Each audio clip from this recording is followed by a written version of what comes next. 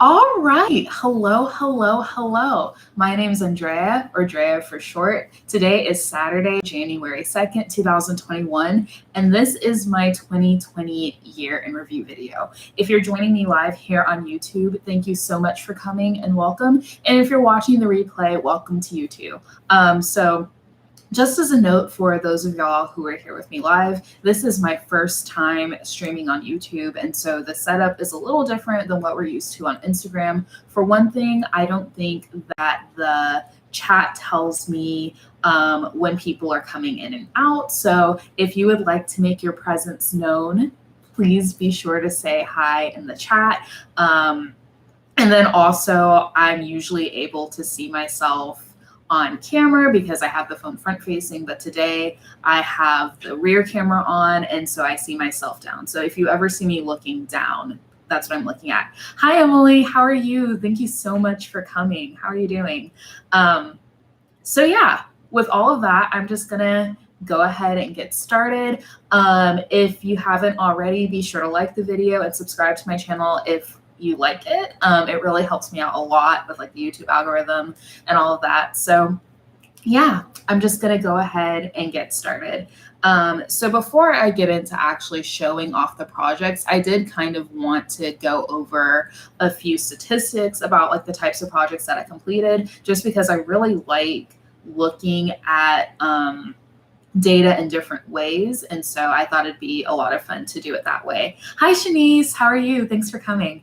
All right. So I completed a total of 13 projects within the year of 2020. I know that doesn't sound like a lot compared to some people, but most of the projects that I work on are quite large. And so we'll talk about that a little later. So for breaking the project down by type, that broke down to 4 garments, 2 blankets, 2 pillows, 2 shawls, 1 resource, and then 2 miscellaneous projects that I couldn't really fit into a category. So this year was definitely heavy on garments. I made 4 garments, like I said. So I do enjoy making garments. I think that that was something that I discovered in 2020, that I really like making garments. If we're going by craft, that breaks down to 10 standard crochet projects, 2 Tunisian crochet projects, 1 resource, and then 0 knit projects. So this is a little bit of a spoiler alert for my 2021 Make Your Goals video that's going to be next week. But I am really going to try to focus on getting more knitting projects done in 2021. I do have the traveling knit Afghan that I'm working on right now, but since I haven't completed it, it's not included in the stats. And that's something that I should have mentioned at the beginning. I'm really only including projects that were completed within the year of 2020. So between January 1st and December 31st, 2020, I'm only including those projects. It's okay if I started it in 2019, but it had to be completed in 2020. So none of these statistics that I'm talking about are including my current whips, because I have a lot of current whips. None of those count. And so that's another reason why the total number of projects I've made is so low. So yeah, no knit projects completed in 2020, but that's something that I'm hoping to change in 2021. And then the next stat I wanted to look at was kind of like the purpose of the project, if that makes sense. And so I had 3 pattern releases, but technically 4 projects that I completed from my own designs, because for one of my patterns, the Brickhouse Pillow, I actually made 2 of those, and I'll explain that a little bit later. So 3 pattern releases, 1 resource release, 4 pattern tests, 3 personal projects that are just for me, and 1 project that's a gift. So definitely a lot of pattern testing and pattern design for me this year.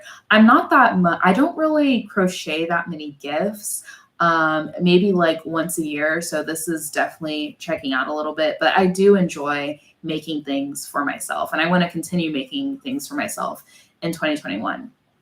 And so then another statistic, this is the last one, I promise. Another statistic that I looked at was the total yardage of all the projects that I completed, because I was kind of surprised that I had only done completed 13 projects this year because it felt like I had crocheted a lot. And like I said earlier, it's because those projects were so big. So I made a spreadsheet, and side note, if you're still using Ravelry, I think that there's a way to find your total yardage that way. I don't use Ravelry, so I just made my own spreadsheet. I had like the name of the project and the total yardage of the project and any other information that I thought would be useful, added it all up, and the total I got was 9,758 yards. So pretty close to 10,000. We can just call it 10,000. I'm going to call it 10,000. So that's something that I think that's pretty impressive. And it kind of goes to show that even though I didn't make like a large quantity of projects, the projects that I did make used a lot of yarn. So that's something that I'm pretty proud of. And again, just want to reiterate that this doesn't include any of my current whips. So really, if you're talking about how much I actually stitched, it's probably closer to like 15,000 yards, maybe even 20,000 yards, because it doesn't count any of my whips that I'm currently working on. It doesn't count like any of the gauge swatches I've made. It doesn't count any of like the designs that I've started but just haven't written up yet. It only counts projects that I've actually completed. So in reality, I've done a lot more like crocheting and Tunisian crochet and knitting than what's reflected in these stats. But I wanted to make sure that I was being consistent. So that's why I kind of chose to only look at projects that I actually completed in 2020. All right, so those were all the stats. Gonna drink some water. I have a new water bottle. It's one of those motivational ones. I don't really pay that much attention to the times, but it's nice to not have to constantly be refilling my water. So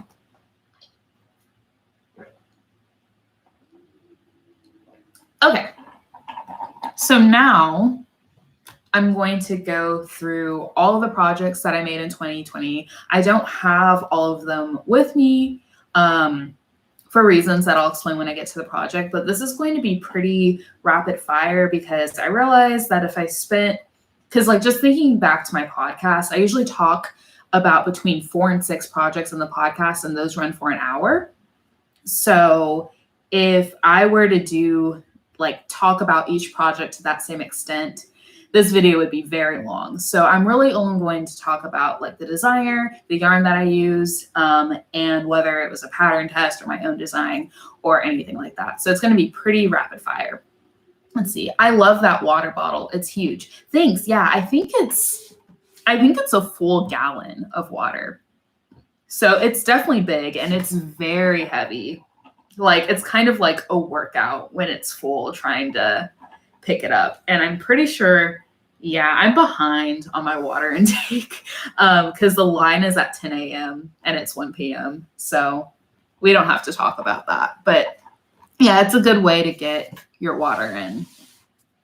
All right. So projects. The first project that I completed in 2020 is the Brickhouse Blanket. So here it is. This is a pretty small example. It's like actually smaller than baby blanket size because I got a little lazy and I was like, this is good enough. So this is actually a design by me. It was my very first pattern that I released. And the yarn that I used was Hobby Lobby. I love this yarn. The main color is navy and the border was done in ivory. So yeah, like I said, this is my own design. And when I released it, I was going by a different name. I rebranded as Drea's Hook in June, I think. And so I took the pattern down so that I could like rebrand it and get it into like my new pattern template and everything. But I haven't gotten around to like reposting it because there's a lot of things that I want to do to like supplement the pattern, make it better, and things like that. So I just haven't gotten around to it. So it's not listed right now, but I will let you know when it's available to be purchased again. Just not at this time. All right. So my next project, and I know Emily's here. She's actually the designer of this one. The next project I completed in 2020, if I can get it to face the right way, is the Sweet Pea Vest. So this was designed by Crochet Creations, And the yarn that I used was Loops and Threads cream cotton in the colorway mustard. So this was actually a pattern test that I completed. I was about to say something else about it and I just completely lost my train of thought. Pattern test, I guess it was the first pattern test of 2020 that I completed, which I didn't realize. So yeah, I wear this one all the time. It's super cool. I always get compliments on it whenever I wear it. So this was definitely like one of my favorite makes of 2020 for sure. I love that mustard on you. So glad you could test for me. Thank you. Thank you. Yeah, thanks for allowing me to test. This was a lot of fun. And it works up very quickly. And yeah, I can't recommend this pattern enough. So that's a good segue to like, if you like any of the patterns that I'm talking about today, they're all linked in the description box below. I tried to avoid Ravelry links as much as I could because I know that that poses issues for some people. But yeah, definitely go and support some of these designers, including me, if you like anything that you see here today. All right, next project was the Armored Tee. This is designed by LaRue Crochet. And the yarn that I used is LaRue cotton, the fingering or sock weight yarn, and the colorway is called Sprig of Lavender. So yeah, this was another pattern test I was working on. If I remember correctly, I think that I was working on both of these at the same time. Like I think they overlapped, if I remember correctly.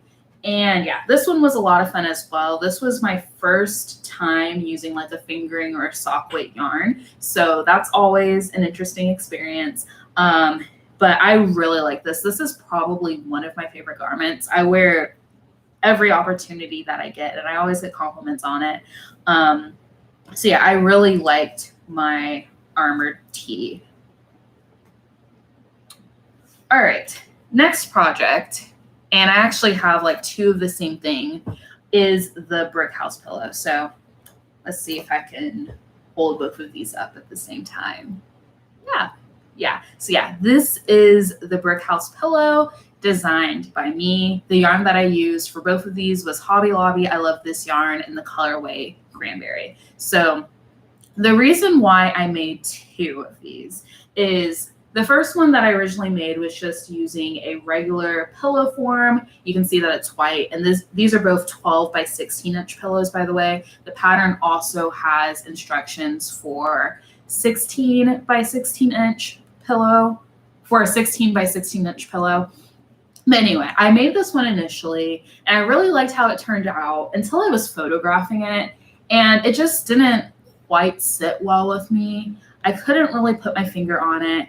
And then my fiance suggested that maybe the background needed to be a little darker. So I made this pillow with a pillow form that I made myself. It's basically just some black fabric that's stuffed with polyfill. And I didn't even sew it together. I actually used a hot glue gun because I cannot sew. I'm crafty, but I cannot sew. So the pattern it's not my tutorial. The tutorial is by Gleeful Things, but the pattern has a tutorial on how you can make your own pillow form by either sewing it or using the hot glue gun like I did. So that is why I have two of the same pillow, and I use them both. But I do prefer the black one. And I think I ran a poll in my stories a while ago, and it seems like a lot of other people preferred the black one as well. So that is why there are two of these. So this pattern is listed on Threadfolio and Payhip, and I have both of those links in the description below if you're interested in it. Okay, I'm already out of room. I did not think this through. Hey, Kendra, how are you doing? Thanks for coming. Alrighty. Next project is my favorite baseball raglan. This was, okay, There we go. Favorite Baseball Raglan by Stephanie Aaron. The yarn that I used was LaRue Cotton DK. The main color is called Partly Cloudy, and then the contrast color is called What Lurks in the Shadows. So this is another pattern test that I completed. I think this was done in the kind of like between April and June, I believe.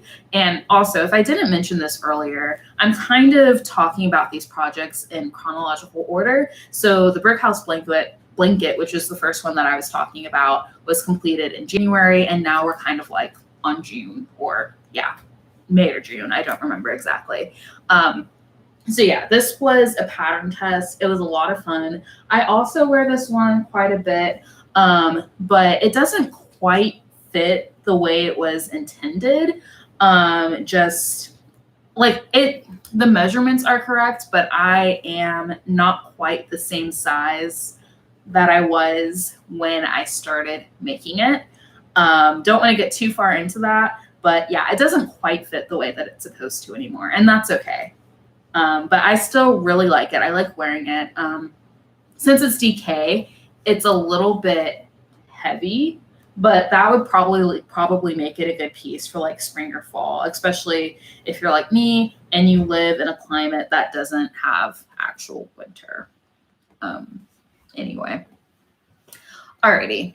So my next project, I don't have a visual for, and it's not actually like a fiber arts project, but it's related. It's my crochet skill level quiz. So if you're not aware, I made a quiz that's 25 questions, and questions, statements, skills, whatever you want to call it. There's 25 of them, and you rate them on a scale from 0 to 4, with like 0 is like, I've never heard of this, and 4 is like, you're very comfortable with that skill. And then you add up all of your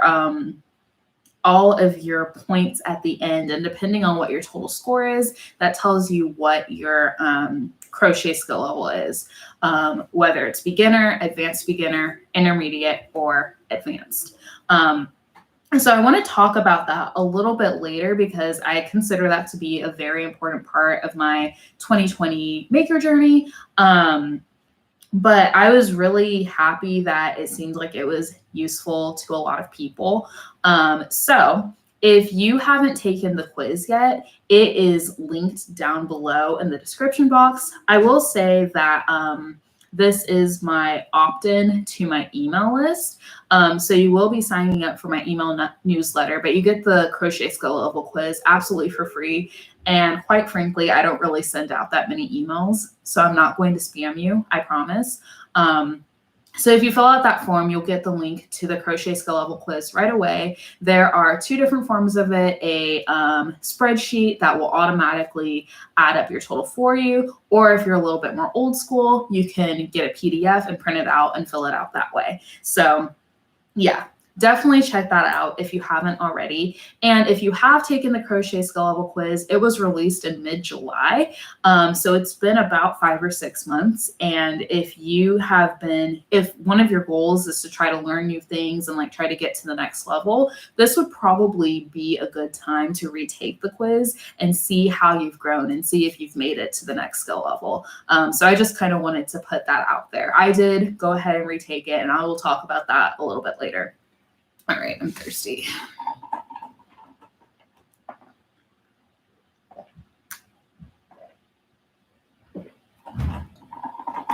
All right. Next project is the Drea Drawstring Bag. If you can't tell by the name, I also designed this one.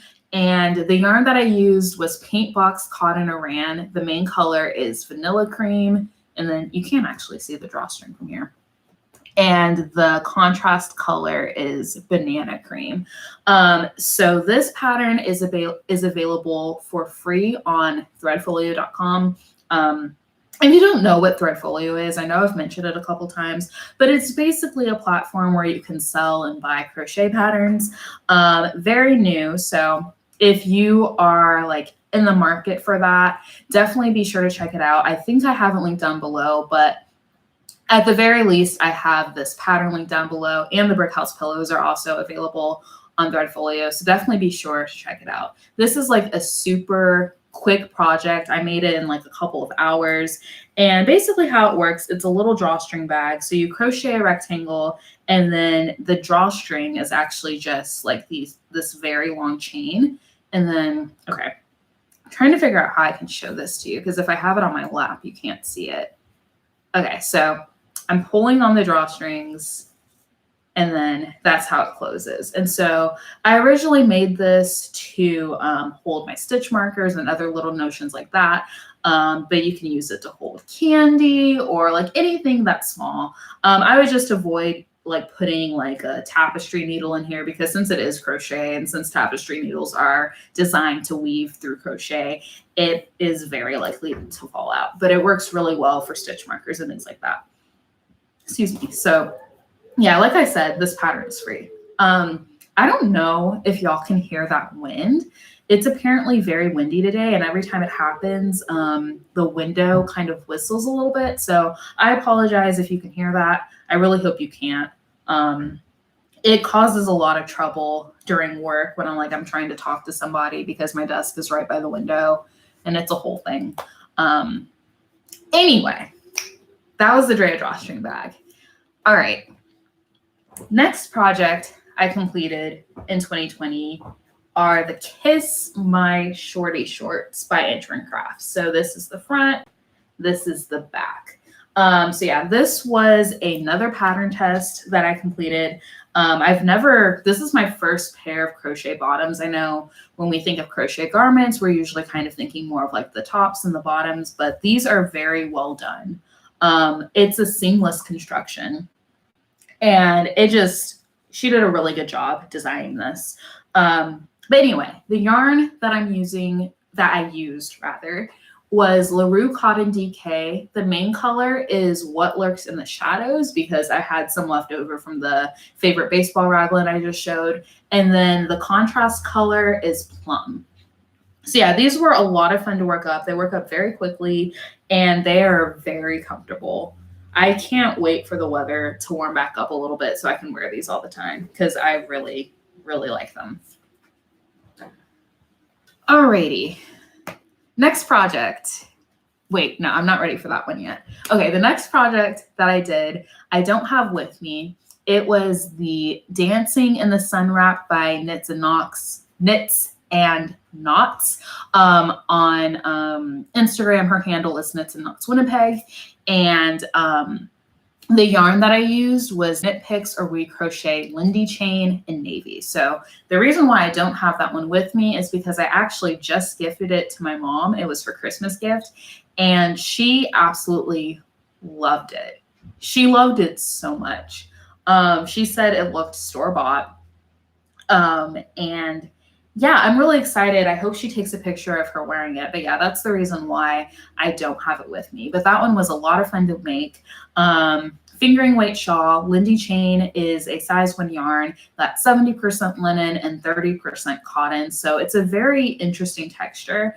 But I really liked making it. And considering the fact that it's a pretty large shawl, it has like a 7-foot wingspan. And that it's fingering weight, it worked up pretty quickly. So I was really happy with that. And I do plan on making another one for myself. Yay, so glad your mom loved it. Me too, me too. I always get a little nervous when gifting people my handmade things, just because not everybody, appreciates that. But I knew my mom would at least appreciate it.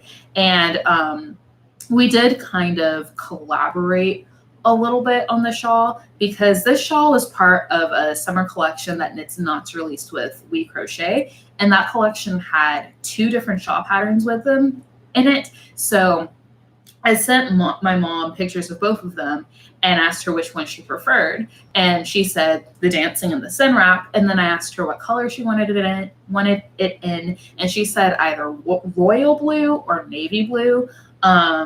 I don't remember exactly what the situation was, but I couldn't get my hands on royal blue fingering weight yarn. So I went with the navy Lindy chain, and she loved it. So I'm really glad that that worked out. It's always nice when people appreciate your all of your time and energy that you spend on something.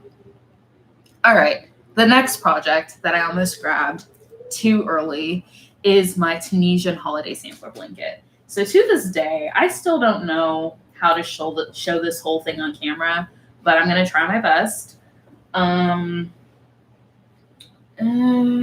I think this is the top. Okay, I'm not sure how this is gonna go. The good thing about having the camera landscape like this is that I can get more of the blanket in here. I don't know if this is actually doing anything. I hope y'all can see it because I can't see anymore. It's fine. All right. So that is the Tunisian holiday sampler blanket designed by TL Yarn Crafts. The yarn that I used was Knit Picks or We Crochet Brava worsted in the colors mulberry, caution, cream, and silver. So if you watch my podcast, I talked about this blanket a lot. So it is a Tunisian crochet blanket with the border is regular crochet, but everything else is Tunisian crochet. And this was a Tunisian crochet along or tea-cow that ran for 6 weeks from, I don't remember the exact dates, but it was like October and November. So this was a lot of fun. I learned a lot, and I was really proud of myself for actually being able to keep up with the 6-week pace. There was something else I was going to say. I don't remember. I guess just the fact that like this was like my first major Tunisian crochet project. I learned a lot of different skills, a lot of different stitches on this. And yeah, so I know a lot of people have been talking about making this blanket for themselves. I highly recommend it. I can't recommend this blanket enough. You're going to learn a lot. It's a lot of fun and it looks amazing. It looks amazing. So definitely recommend this if you're looking to kind of get your feet wet in Tunisian crochet. I don't know if it's like a good first project just because it's so large and like kind of intimidating, but it's a lot of fun nonetheless. So that's the Tunisian holiday sampler blanket. All right, hold on a second while I fold this. It's kind of hard to wrangle this when I'm in such a small space. All right, that works. And then we'll stick it under here. All right. Next project that nobody's seen yet because I haven't like posted about this on Instagram or anything like that. But I completed it maybe a couple weeks ago because, you know, I work on a lot of large projects and sometimes I just need something kind of small to break it up. So this was originally intended to be double-sided so it could be a pot holder, but I'm probably just going to use it as like a washcloth instead. But this pattern is from the Africa pot holder. The designer is Puka Puka, I believe is how that's pronounced. Like her whole thing is kind of like tapestry crochet designs that are based on like maps. So she has like a bunch of like continents and stuff like that. So the yarn that I used was, so the background color is Lion Brand Comfy Cotton and Whipped Cream. And then the, I guess color B is Knit Picks or We Crochet Comfy Worsted in Whisker. So yeah, this one was a lot of fun, tapestry crochet. The thing is, another reason why I probably can't and shouldn't use this as a pot holder is because neither of these yarns that I used are 100% cotton. I believe Comfy Cotton is like a 50-50 cotton polyester blend, and the Comfy Worsted is 75-25 cotton acrylic. So if I were to use like apply heat to these, those artificial fibers in here would probably melt. But I think it'll be a good face cloth. I haven't used it yet because I still need to get pictures of it. And my soap and my makeup tend to be a little dark, so I don't want to use it until after I've gotten the pictures. But I do really like how this turned out. And it made me realize that I really enjoy doing color work. So I'm hoping to do more color work in 2021. All right. And then the last project that I completed in 2020, I actually finished this up on Christmas Day, okay, that's upside down, is the party, it's still upside down, y'all. struggling, is the Party Punch Shawl by TL Yarn Crafts. This is a Tunisian crochet shawl, and it only uses one skein of like fingering or sock weight yarn. So the yarn that I used was Sorella yarn sock yarn and the colorway Maui. So yeah, this one was a lot of fun. I actually would recommend this as a first Tunisian crochet project, as long as you don't mind the fact that it's a fingering weight yarn. I know fingering weight yarn can be a little intimidating to work with, but if you've like crocheted with fingering weight yarn, you should be able to Tunisian crochet with fingering weight yarn without having much of an issue. But I do understand not wanting to have that be like your first Tunisian, like your first experience with like a new craft. So, but yeah, this one was a lot of fun. It worked out relatively quickly. Like if I had like worked on it like from start to finish, I probably could have finished it in less than a week. But it took me 4 months because I was working on it between all of these other projects. Ooh, I need to make that Party Punch shawl. I have fingering weight yarn to use. Yes, you definitely should. You definitely should. Like I said, it only uses one skein, and it's written in such a way that it's not based on the yardage. You just kind of like repeat the same 2 rows until you have 10 grams of yarn left. And then you do like I think it's like 2 or 3 rows to finish it up. So I ended up having a little bit of yarn left over, but this is probably a really good stash buster one if you have like that random skein of yarn that you bought because it's pretty and you don't really know what to do with it. This one's really good. So I'm really excited to be able to wear this one. All right, let me get some water.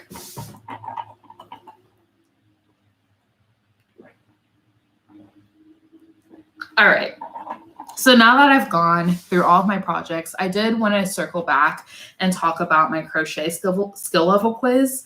Again, like I said, I've taken it twice. So the first time I took it was right before it was released on July 7th, and I scored an 83 on it. So I don't remember the exact score ranges, which is probably not a good thing to admit considering that I made it.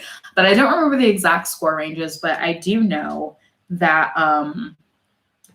advanced, like the advanced skill level starts at 86. So I scored an 83, which meant that I was just 3 points away from being advanced. Excuse me. So part of my goal in 2020 and then my goal in 2021 is to get to that advanced level. So I took the quiz again on December 6th. So that's almost exactly 5 months later, and I scored an 85 on it. So I'm still intermediate, but I'm only 1 point away from being advanced now. And those 2 points came, those 2 extra points, 2 additional points came from a couple of different things. The first one is that I got slightly more comfortable reading and interpreting chart patterns. By chart patterns, I mean stitch diagrams where there's like a symbol to represent each type of stitch. That's not something that I was super comfortable with before, but I'm getting a little bit better at it. I had to make a stitch diagram a while ago. It's a long story. But that experience kind of taught me a little bit more about how stitch diagrams or chart patterns function. And then the second skill that I got a little bit more comfortable with was freeform or freestyle crochet. So freeform or freestyle crochet is basically just crocheting without a pattern.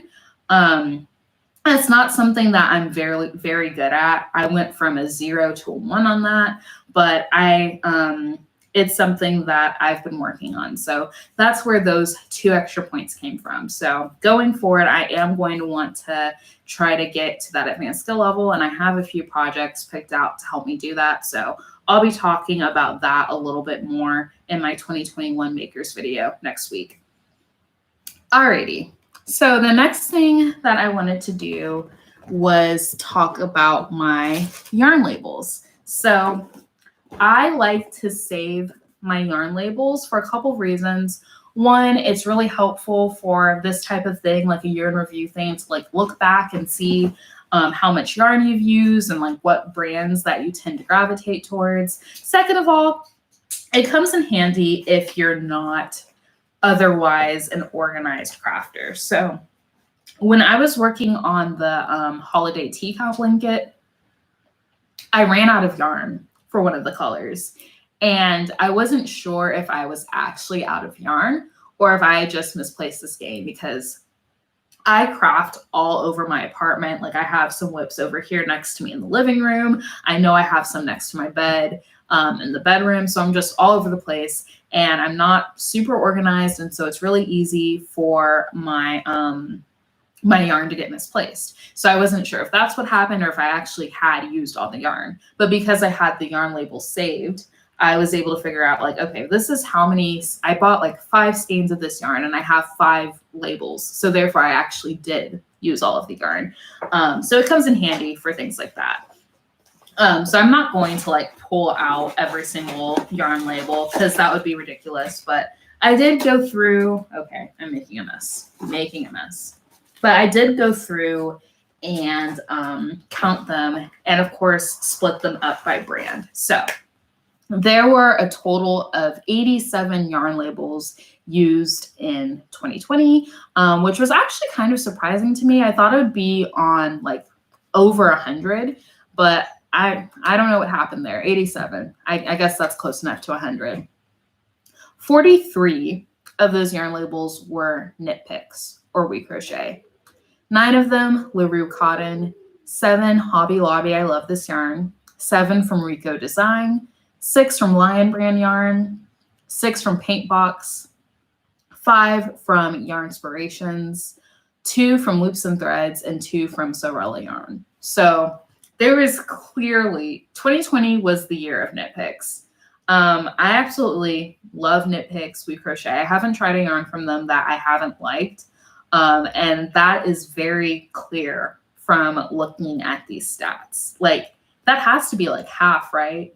43 times 2 should be 86. Yeah, so literally half of my yarn that I used this year was from knit picks. So that's pretty wild. So I'm interested to see how this breaks down next year. All right, and then another thing I wanted to talk about was just like other ventures that I've done besides my making. Obviously, I've started this YouTube channel. So I started a podcast. If you don't know, I started a podcast in September of 2020, and we're 9 episodes in now. And then I've also done 2 make with me or like crochet with me things where I'm just like working on something and we're talking. So that has been something that's been really good for like that last third of 2020. It's been a lot of fun working on this YouTube channel, and like I'm constantly thinking of ways to make it better. And part of that is the fact that I'm actually streaming on YouTube right now instead of on Instagram, and it seems like it's working out pretty well. So that said, going to put a plug in. If you're liking this video, if you like this video, be sure to like it and subscribe to my channel. It really helps out a lot. So that has been something that's related to my crochet and my maker journey, but isn't actually making anything. Another thing that I just thought of that I actually don't have on my notes is the fact that I rebranded on Instagram. So I started my Instagram account in May 2019, and I was called the Civil Crocheter. Civil because my day job is as a civil engineer, so I thought it was kind of cute. But in June of 2020, I actually rebranded to be Drea's Hook for a lot of different reasons. I think I have a video on my IGTV talking about it. But yeah, Drea's Hook is what I've been doing for a while now, and that was definitely a pivotal moment for me. And I was really like happy with and like humbled by the support that I got when I decided to change my name. I think that was probably in like my top 9 most liked posts on Instagram when I made that announcement. So that was like really nice to see. And that's kind of opened up some doors for me, not necessarily like professionally, but just with like branding and consistency and all of that. So yeah, I really kind of like the Drea's Hook identity that I established this year. So that was very exciting. All right. So then the last thing that I wanted to look at was my goals that I had set for 2020 and whether or not I met those. So I guess I think it was Woot Crafts had made a little template that was going around in stories where you could like share your 5 2020 maker goals. So I went back on my story archive and found those 5 goals. So the first goal that I had set was to start designing my own crochet patterns. That is absolutely something that I did. Like I said, I've released 3 crochet patterns in 2020, the Brickhouse Blanket, the Brickhouse Pillow, and the Drea Drawstring Bag. And I have a lot of other designs that I'm working on. I'm just not really in a designer headspace right now, so that's why those haven't been released. But I definitely have been designing my own crochet pattern, so that's exciting. That's a goal that I met for 2020. The second goal that I set was to continue learning how to Tunisian crochet. That is also another goal that I've met. Like I said, I completed 2 different Tunisian crochet projects this year, the Tunisian holiday sampler blanket and the party punch shawl. And now I'm feeling pretty confident with my Tunisian crochet skills. So I'm really happy about that as well. And then the third goal that I set for myself was to continue learning how to knit. This is a goal that I've met, but maybe not to the same extent as the other 2. I'm working on the traveling knit Afghan right now, but I still haven't finished it. And I know for a fact that there are a lot more skills that I need to learn in knitting. So I am a little better at knitting now than I was this time last year, but I definitely still have a long way to go on my knitting skills. But I do have a lot of projects planned to help me improve my knitting skills a little bit. So we're going to count that as a goal that I've met. My fourth goal was to stash bust.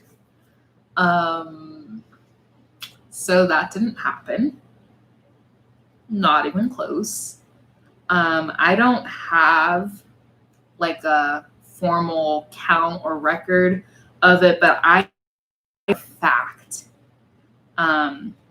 know for a fact that I have more yarn now than I did in 2019. For a fact. Like, there's no way that I don't. So I have kind of like one of those IKEA cube storages, and it was like 3x3, so 9 different cubes. I have now had to purchase a 4x4 cube storage to fit all of my yarn, because all of my yarn and all of my like crochet and knitting supplies. So stash busting was a no-go for 2020. It didn't happen, and that's fine. I'm not going to beat myself up about it. It was a rough year for all of us, and part of the way that I coped with that was by buying yarn. So it is what it is. I'm on a yarn diet for Q1 2021. Who's with me? I want to say that I'm in. I think I could be in. Because I don't think that I need to buy any more yarn for a while. I did order some last night, but we don't have to talk about that. And I don't know if y'all heard about this, but Darcy Does It on Instagram started this thing called Fiber and Color. And February is kind of like an Advent style thing where there's 4 different Black yarn dyers for Black History Month that are each dyeing 7 mini skeins. So there would be like a total of 28 mini skeins.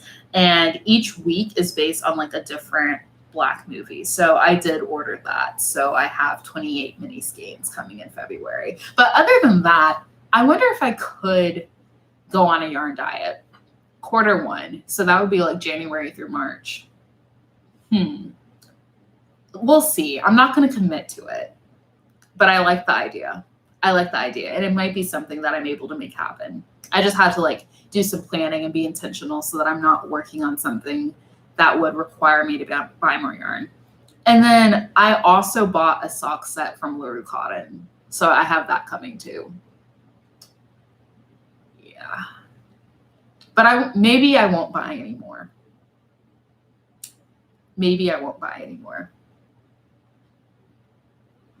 We'll see. LOL, I made solid progress using up my stash this year, but I have a long way to go. Yeah, I've been following that kind of. I read the blog posts sometimes. your stash was much larger than mine was. So it's probably going to take you several years to get through your stash, Emily. But my thing is, and this is kind of like a spoiler for the 2021 Make Your Goals video, I want, if I'm not stash busting, I at least want to end 2021 with less yarn than what I started with. Even if it's just by one skein, I want there to be a net loss. So we'll see how that goes. Let's see. It sounds like you'll have plenty to keep. Oh, wait, I skipped a comment. I'm with you. I'm actually about to organize and weigh my yarn now. Oh, nice, nice. Yeah, I'm really hoping to be able to do that too. I kind of want to make like a spreadsheet or something with my yarn inventory, because since I don't actually have enough space for all of my yarn at the moment until I set up that 4x4 cube, a lot of my yarn is like not visible. And so I forget what I have. And then, yeah, so I would like to be able to have like my yarn be like a little bit more accessible and be able to see all of it. And if not, then I want to have a yarn inventory so that I can reference and see what all I've made or what all I have. So yeah, let me know how you end up like deciding to organize your yarn. Like, I know a lot of people like to organize it by color, but I think I want to organize mine by fiber. I think I'm going to organize mine by fiber and then maybe by color after that. But then I try not to buy yarn unless I have like a specific project picked out for it. So maybe I should organize it by project. I don't know.